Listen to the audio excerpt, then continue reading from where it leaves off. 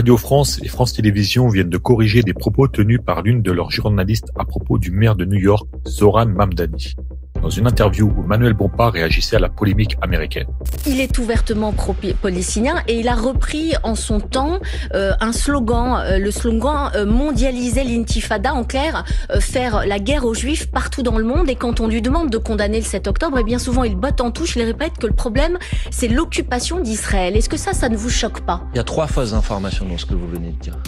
D'abord, le fait que ça voudrait dire faire la guerre aux juifs partout dans le monde. Comment vous traduisez ça? Mondialiser l'intifada, je veux bien votre définition. Je vais corriger vos 3 contre-informations avant de répondre à votre question. Mais mondialiser Deuxièmement, il n'a pas utilisé ce slogan. Ça, c'est une deuxième contre-information. Si, il l'a utilisé, il a repris à son constat. Pas récemment, il ne l'a pas utilisé. On lui a posé la question de savoir si ça le choquait que des jeunes personnes l'utilisaient. Et il a dit, je ne suis pas là pour faire la police des mots. Et vous traduisez ça par le fait que lui a utilisé ce slogan. Il l'a repris pardon, madame, de vous le dire. Pardon, madame, de vous le dire, mais je crois que vous êtes ici pour informer les gens et pas les désinformer. Et là, en l'occurrence, par votre question, vous les désinformez. Donc, personnellement, je n'ai pas non plus utilisé ce slogan. Par contre, je salue l'engagement de Zoran Mamdani contre le génocide en cours à Gaza. Et je dis d'ailleurs que ça lui a valu à peu près les mêmes procès que ceux que subit la France insoumise depuis des mois et des mois de manière particulièrement infecte et particulièrement inacceptable. Donc ne Zoran pas condamner Mamdani, le 7 octobre il a évidemment condamné le 7 octobre. Madame, s'il vous plaît, franchement, donnez des informations qui sont exactes, parce que sinon vraiment... Alors, une information exacte, il lève des fonds pour l'UNRWA, c'est une agence onusienne qui est accusée de collusion avec le Hamas. Madame, ça, c'est pas un problème aussi. L'UNRWA, oui. Vous parlez d'une agence de l'ONU. Il y a eu une enquête qui a été faite sur ce sujet, sur cette soi-disant collusion avec le Hamas. Quelles ont été les conclusions de cette enquête, madame? C'est qu'il n'y avait aucune collusion avec le Hamas. Donc s'il vous plaît, et c'était une enquête qui était une enquête indépendante et internationale. Mais franchement, vous vous rendez compte de la question que vous êtes en train de me poser? L'UNRWA, c'est une agence humanitaire qui ouvre des écoles pour les enfants palestiniens. Et vous êtes en train de reprocher à Zoran Mamdani de financer l'UNRWA. Vous savez que la France finance l'UNRWA. Et vous savez que heureusement que la France finance l'UNRWA et qu'aujourd'hui Donald Trump veut plus financer l'UNRWA. Mais franchement, je crois que vous êtes vraiment trompé dans votre question. Dans l'interview initiale, certaines formulations laissaient entendre un positionnement politique du maire de New York qui ne correspondait pas à la réalité. Les 2 médias ont fini par publier une correction. Pourquoi c'est important? Parce qu'on parle ici de la chaîne alimentaire de l'information. Un mot de travers dans un média public et ça se répercute instantanément dans le débat politique français. Les élus réagissent, le public s'en empare et en quelques heures, les réseaux transforment tout ça en certitude.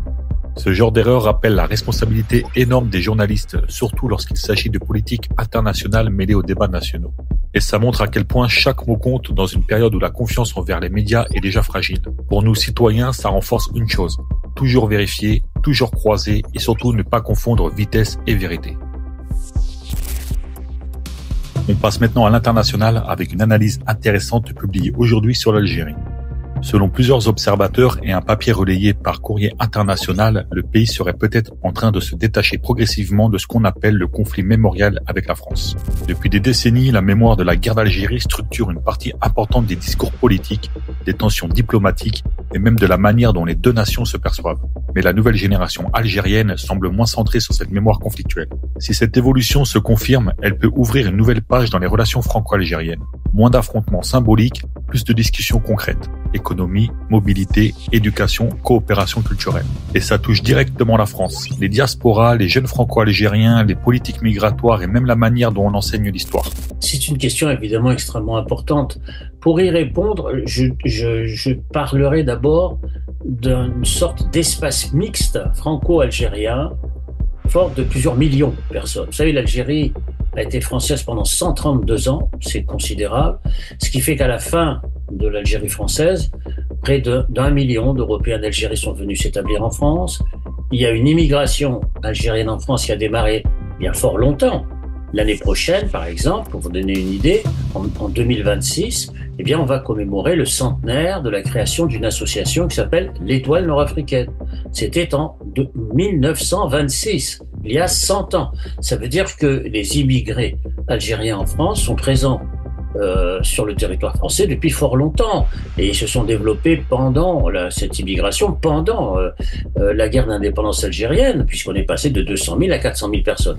Donc pourquoi je dis cela? C'est parce que, bon, il y a aussi bien sûr les harkis, leurs familles, les descendants, bref, plusieurs millions de personnes composent cette sorte d'espace de mixité culturelle, économique, politique entre les deux pays. C'est un fait sans précédent. Il n'y a pas d'équivalent, je veux dire, à ce niveau d'ampleur. Bon, je ne parle pas évidemment de ceux qui ont fait la guerre d'Algérie et qui ont vécu, entre guillemets, en Algérie, quelquefois 20 mois, 30 mois. Ce sont les appelés du contingent. 1,5 million d'appelés du contingent ont vécu, ont connu l'Algérie.